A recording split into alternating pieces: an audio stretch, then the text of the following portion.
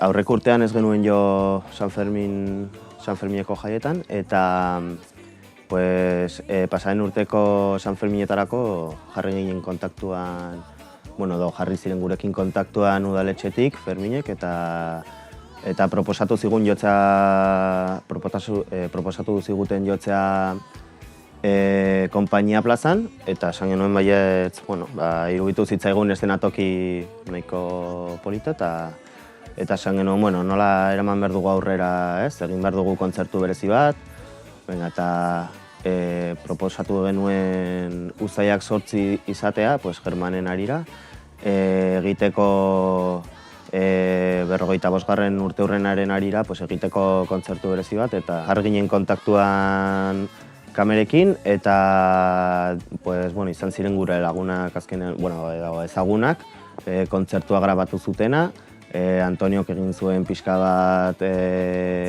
gidoi bat, eta izan genituen gonbidapen bereziak ere 78 gogoan plataforma, egin genuen ere kolaborazioa baizerako musikariekin, baita ere Luar eta Kapon burutikoko musikariekin, eta irakurri genuen gure lagun batek egin zuen poema bat, Olatzek egin zuen poema, Jarria bestiaren hasieran.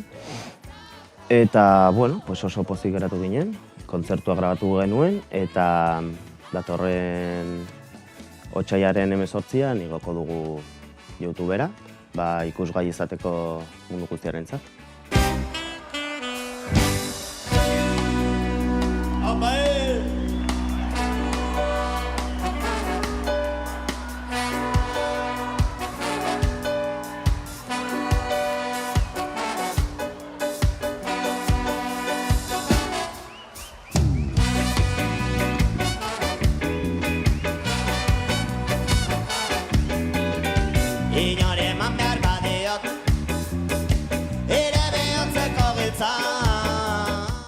Etorri ziren ere Kaki eta Martxel grabatzen, audioa grabatzen laguntzera, eta gero masterizatu izan da Garate Studiosen, non egin ditugu gure eusken bi diskak.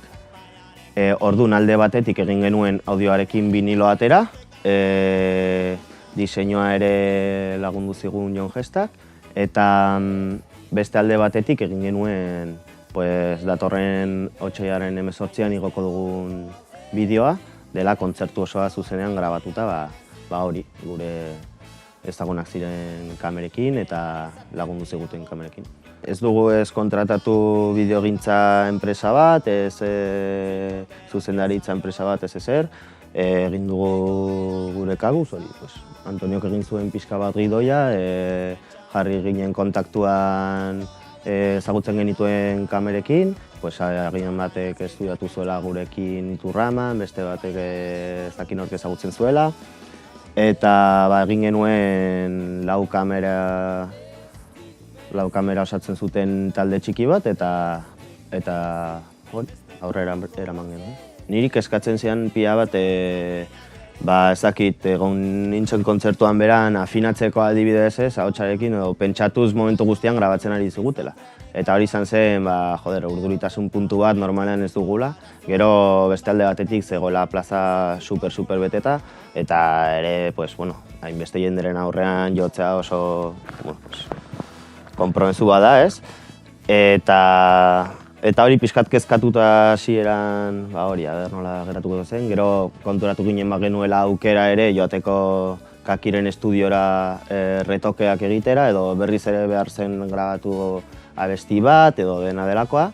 Eta azkenean oso pozik, ez garelako joan ezer retokatzera, esan nahi dut.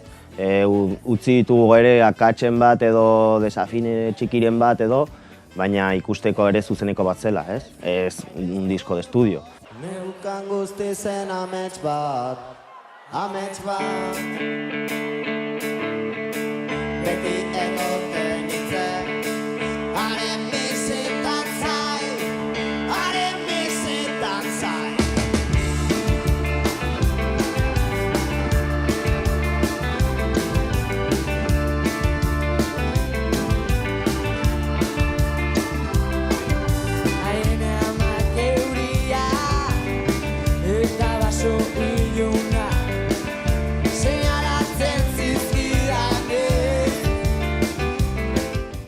Talde bezala jaio ginenean, 2012 urtean, hemen Iruñan zegoen mugimendua zen, sorginkale banaketak, El Trono de Judas zeukan politika hori, ez? Diskoak haiek egin, haiek ordaindu, sorginkalerekin banandu eta bar, eta guk hori izan genuen eredu bezala, asterakoan, eta hasieran hori izan zen gure politikoki edo gure jarrera ez, autogestioa egitea.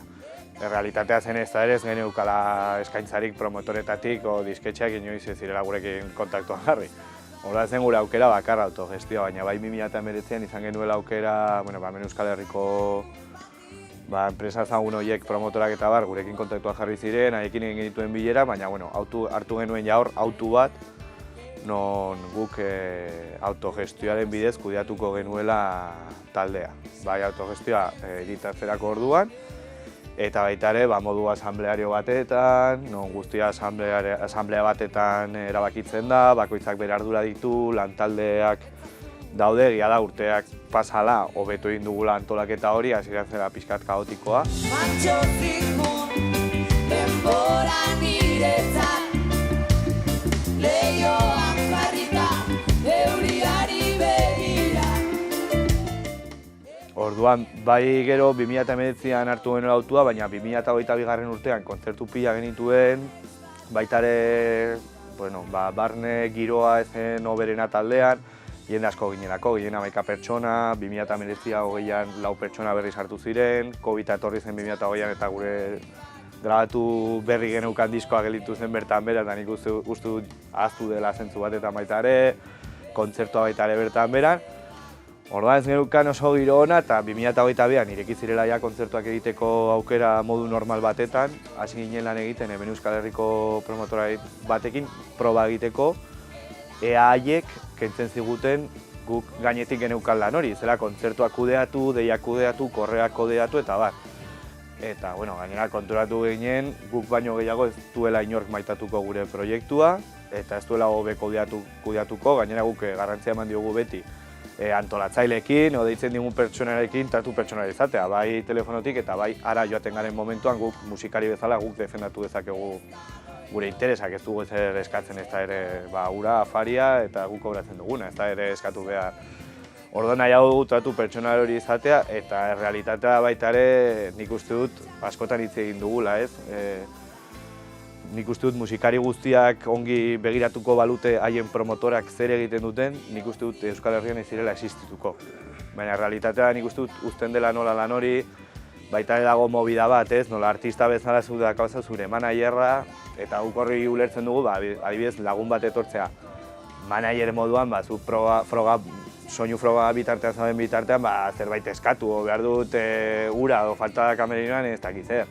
O zer duten, zuk egotea beste gauza batetara, baina horretarako promotora batek hartzea o eramatea kobratzen dutela uneko gehia hemen Euskal Herrian guretzako dela pasada bat hori eramatea kontzertu batengatik.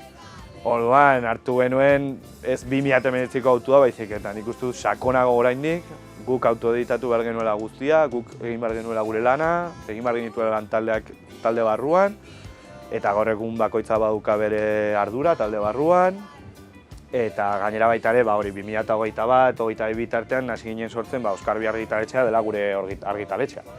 Naiz eta diskotan jarri Oskar argitaletzea, gu gara kudeatzen disko hori eta guk ordaintzen dugu Eskabian taletik, baina bueno, da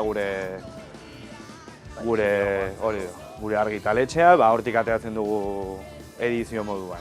Orduan bai, adibidez, azken lan hau izan dela guztia guk ordaindutakoa, guk egina, guk kudeatu dugu Bataxo eta Biok eramatea Euskal Herriko denetara, baita ere Logroñora, guztiak harrikiren hemen, guk kudeatu dugu dena. Bai edizioa, bai grabaketa eta baita ere gero sakabanaketa jendearen artean. Baina hori da pixka taldearen nola musikaretik aparte gure autoa da politikoa zentzu horretan autogestioa eta promotoretatik eta disketxetatik lan egitea.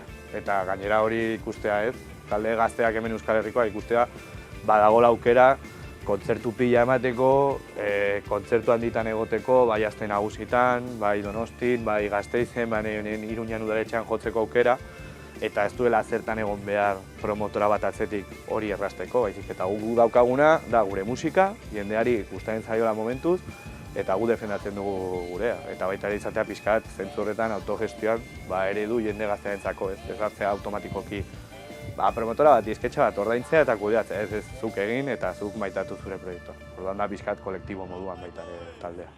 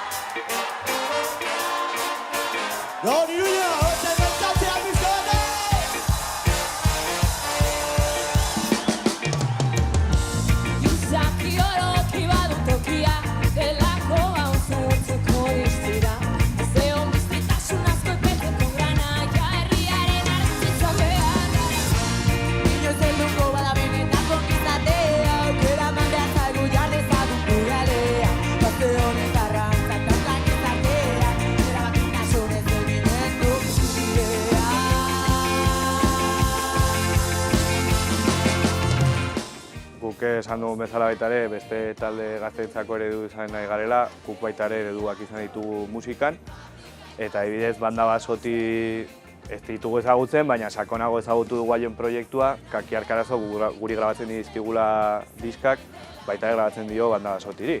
Eta bera kontatu zigun haiek ez direla musikaz bizi, haiek bakoitzak bere ogibidea dauka, eta egiten dutena kolektibo moduan sortu ziren, eta musika bidez egiten dute haien hori da, brigadak, Europa osotik, o mundu osotik joan, beste alternatiba dagoela erakutsiz, bai politikan eta baita ere musika. Orduan baita izan da guretzako eredu, Sogin kale banaketak, DT banaketa, baita ere Andaluziatik El Noi del Sucre, berak baita ere nik hori beti ikusi dugu eta hitz egin dugu nola berak sortu den bere disketxea promotora, berak kudeatzen du dena, Lorenzo Moralesek, eta bada baita ere guretzako eredu bat horrelako pertsonat egotea, Binarroken jo duela, Espainia osotik, Latinoamerika osotik ematen dituela kriston kontzertu handiak eta berak kudeatzen du dena, du zen promotoren eta gainera politikoki oso argi dauka horrela egin behar duela eta hori dela bidea. Los Muertos de Cristo taldeko abeslaria zena hori da.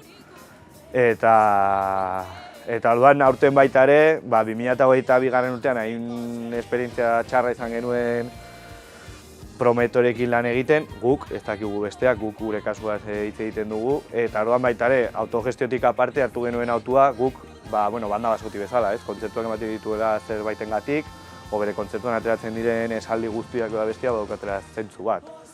Orduan, adibidez, aurten itxas martxan egon ginen jotzen Plentzian, eta kontzertua eman aparte, eta gure kontzertua eman aparte, goizean joan ginen kanoekin baita ere. Antolatzaileekin hitz egin genuen kanoak uzteko eta kanoekin joan ginen eta itxas martxan parte hartu genuen. Guretzako arrara zen kontzertuan egon eta guk musikaria gara bakarrik, ez? Orduan kontzertua ematen dugu, ez? Gu baita ere, horra joaten bagara kontzertu horretara presoen eskubideak salatzeko edo eskubide falta salatzeko, gu baita egon gara banian, edo adibidez Atortxurroken baita ere guk gure burua eskaini genuen egiteko ekitaldia. kontzertua berezia eman genuen, jo genuen gure abesti politikoagoak direnak, baita ere Uztaiak 8 eman genuen kontzertua grabatu genuena, kriston garrantzia eman genuen baita ere Germanen urte hurrenari, goizean egon ginen baita ere jotzen bere monolito ondoan. Orduan baita izan da autopolitikoa, guk izan bar garela, holtzara igotzen garenez, guk izan bar garela lehenengoak, erantzunkizun bat daukagunak, jaialdi horrekin, jendeari eta txurroken esaten zaio, ez da bakarrik juerga egiteko espazioa. Baizik eta juerga eta espazio politiko bat, o hausnarketa egiteko espazio bat. Orduan guk ezin gara joan holtzara, 6.000 pertsonen aurrean jo, gozatu pila bat, de puta madre, gero kriston juerga bota eta gure etxera eta hurrengo egunean resaka, ez? Guk izan bar gara lehenengoak holtzan, argi izan bar dugula horrelako jaialdia dela. Ez nintzaio jendeari ezer exigitu eta gero taldeak egitea hor bere movida, neseke eta bere superkontzertu, haizik eta baita ere alderdi politiko hori izan dugu.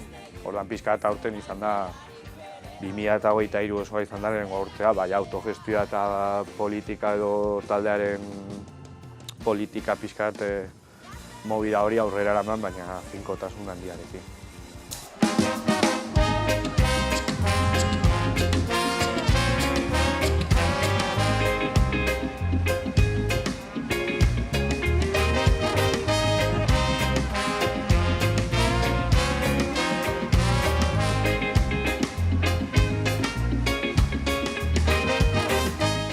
Hemengo lanarekin erabaki genuen azkenik gure lehen lan egitea biniloan, genuen single bat Pantxekoek aterata, baina ja gure zerbait grabatuta ez gure egitea biniloan, eta garrantzia ematen diogulako ez fisikoan eukitzeari, eta ez dugulako nahi galtzea. Eta erabaki genuen, gazteek erosteko edo jende guztiak erosteko ezakit. Ezin genuela jarri super garestiagoak dira zedeak baina orduan erabaki dugu jartzea 18 eurotan, eta denda guztietan eta gure distrian eta toki guztietan berdina kostatzea. Eta utzi ditugu biniloak bai Donosti, Gasteiz, Bilbo eta Logroñoko binilo dendetan, eta hemen Iruñan daude Karrikirin. Gero ere, eskatu daitezke edo korreotik, Instagrametik edo sare sozialetik, eta bidali helbidea eta bidali ezakegu etxera.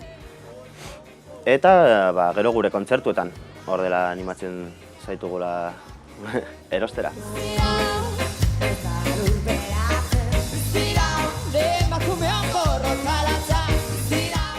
Aurreko udan grabatu genuen kontzertu hau, aterako dugu orain otsailean eta ja uztailan grabatuko dugu eta itzuliko garaia diska berri batekin iraila aldera. Iraila aldera, hasiko garaia kontzertuak ematen Euskal Herritik kanpo eta Iruñan, ez dakit prestatu dugu Azaro aldera egingo dugu diska honen aurkezpena, diska berriaren. Eta ordura arte egongo gara geldirik ez. Jo gabe, baina konposatzen eta abesti berriak ateratzen, bagoaz martxa honean eta hori, uztailerako dena prestatzen, grabatzeko Kakirekin beste diska bat.